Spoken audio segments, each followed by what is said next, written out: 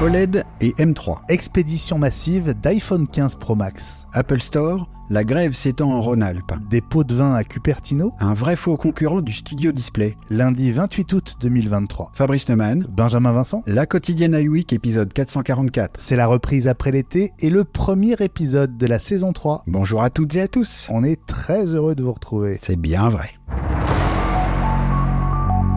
Des iPad Pro OLED en M3, ce sera pour l'an prochain, c'est la conviction de Mark Gurman de Bloomberg dans sa newsletter Power On. Un renouvellement en profondeur pour les tablettes professionnelles d'Apple qui abandonneraient les écrans LCD.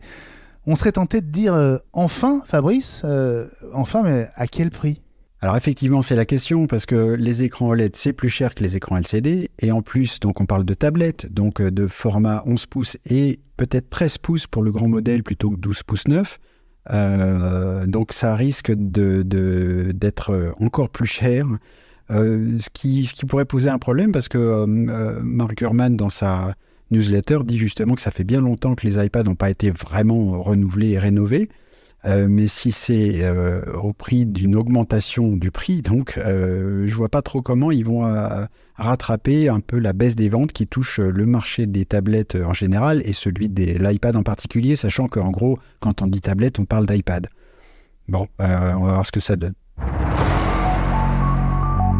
Kuo Min-Chi revoit à la hausse de presque 10 millions d'unités sa prévision du nombre d'iPhone 15, tout modèle confondu, qu'Apple livrerait ce trimestre.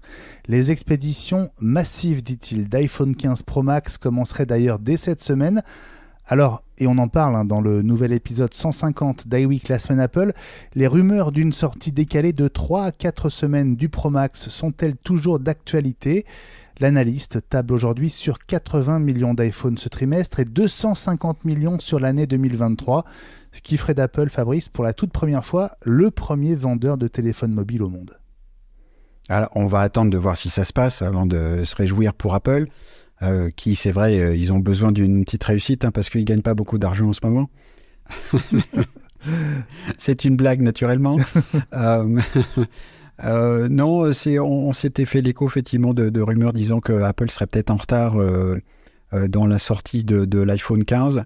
En même temps, chaque fois que j'entends ça, moi je me rappelle toujours, et on avait parlé de ça aussi dans iWeek, j'entends toujours la petite voix d'Eli dans mon oreille qui nous dit toujours s'il y a bien un produit sur lequel Apple n'a pas le droit de se planter, ils font tous les efforts pour, c'est l'iPhone qui représente encore en gros la moitié de son chiffre d'affaires.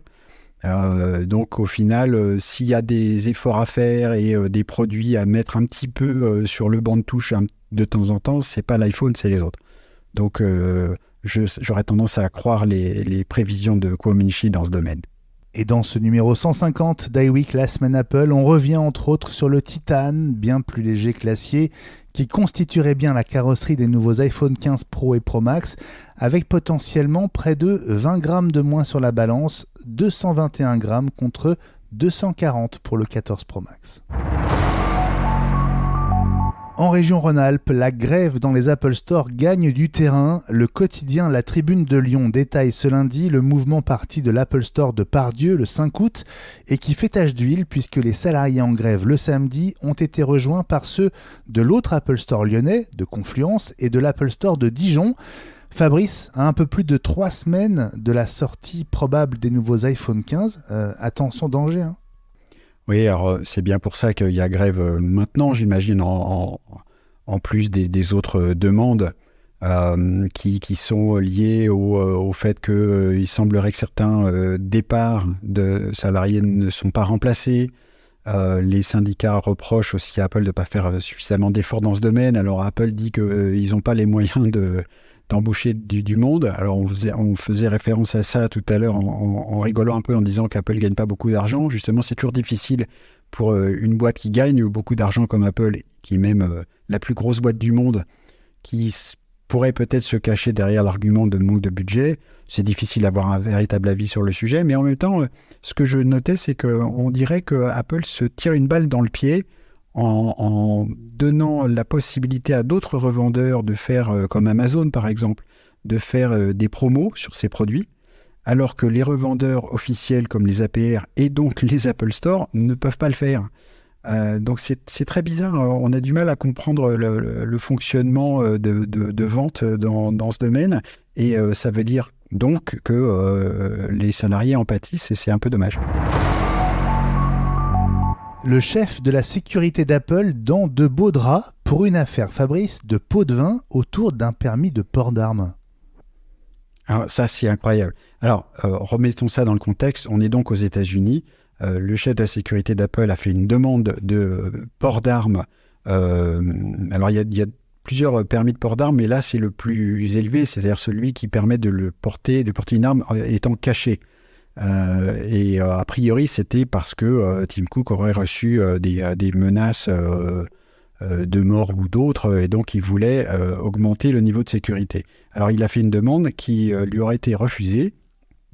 Du coup, peut-être que en parallèle, des dons d'iPad auraient été de la part d'Apple refusés à des services de police. Donc s'il y a un lien entre la demande du permis de port d'armes et le refus de dons d'iPad, c'est pas rien comme nom, hein, c'était plusieurs dizaines de millions de dollars d'iPad et autres produits d'Apple. Du coup, voilà, c'est un petit peu flou toutes ces affaires. Il aurait été condamné. Maintenant, c'est en appel. Voilà, c'est pas joli, on va dire, si c'est le cas. Et puis, c'est le moniteur 27 pouces qui faisait de l'ombre sur le papier au Studio Display jusqu'à ce qu'on apprenne son prix. Le Viewfinity S9 5K signé Samsung sort officiellement ce lundi aux États-Unis dans un premier temps. Malheureusement, le prix est bien celui qu'on craignait, 1 600 $ hors taxe, soit le même prix que l'écran d'Apple. Seul avantage, le moniteur Samsung est livré avec le pied orientable qu'Apple facture 400 $ de plus. Par rapport à celui d'Apple, c'est vraiment un avantage parce que 400 $, c'est pas rien. Sauf que on s'est beaucoup moqué d'Apple, en tout cas moi le premier, pour dire vendre un pied orientable 400 $. Et donc ne pas mettre de pied orientable ni réglable en hauteur de base sur un moniteur aussi cher, c'est un scandale. J'aurais envie de reprendre la phrase que j'avais prononcée aussi pour iWeek, c'est qu'ils auraient tort de se priver puisque les gens achètent. Donc il semblerait qu'il y ait des gens qui achètent le Studio Display, et du coup celui-là est un petit peu moins cher. Faut dire aussi que le marché des moniteurs 5K en 27 pouces n'est pas très fourni.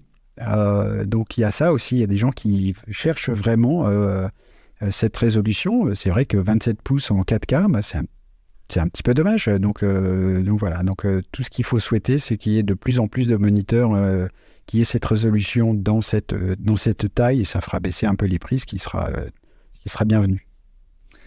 La quotidienne iWeek revient demain.